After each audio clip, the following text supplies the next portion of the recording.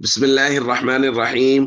عن أبي هريرة رضي الله تعالى عنه قال قال رسول الله صلى الله تعالى عليه وسلم في الحديث: إسباغ الوضوء على المكاره، وكثرة الخطى إلى المساجد، وانتظار الصلاة بعد الصلاة، فذلكم الرباط. رواہ الترمذی۔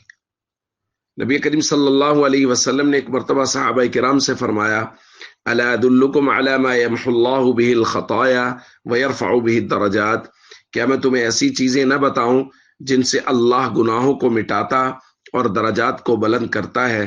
صحابہ کرام نے عرض کیا: کیوں نہیں یا رسول اللہ، ضرور بتائیے۔ تو آپ نے 3 چیزوں کا ذکر فرمایا۔ نمبر 1، اسباغ الوضوء علی المکارہ، ناگواری کے باوجود مکمل وضو کرنا۔ نمبر 2، وکثرۃ الخطا الی المساجد، مساجد کی طرف زیادہ قدم اٹھا کر آنا۔ نمبر 3، انتظار الصلاۃ بعد الصلاۃ، ایک نماز کے بعد دوسری نماز کا انتظار شروع کر دینا۔ اور حضور نے فرمایا یہی حقیقت میں سرحد کی پاسبانی ہے۔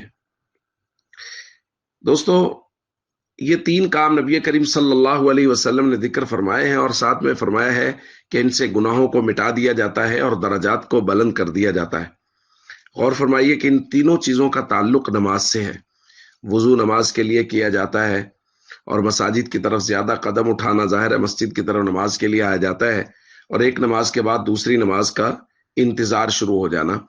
تو نماز چونکہ ارکان اسلام میں سے سب سے بنیادی رکن ہے، یعنی کلمہ شہادت کے بعد یہ سب سے بنیادی رکن ہے، اس لیے اس قدر تاکید فرمائی ہے کہ جو نماز پڑھے گا ظاہر ہے اس کے گناہ معاف ہو جائیں گے، جیسا کہ قرآنی اصول ہے: ان الحسنات یذہبن السیئات، جو نیکیاں کرتا ہے تو نیکیاں گناہوں کو مٹا دیتی ہیں، اور اس کے ساتھ ساتھ درجات کو بھی نماز کے ذریعے سے بلند کیا جاتا ہے۔ اس لیے ہم سب کو چاہیے ہم ان 3 کاموں کو پوری پابندی اور پاسداری کے ساتھ کریں، تاکہ ہمارے درجات کو بلند کر دیا جائے اور ہمارے گناہوں کو مٹا دیا جائے۔ السلام علیکم ورحمۃ اللہ وبرکاتہ۔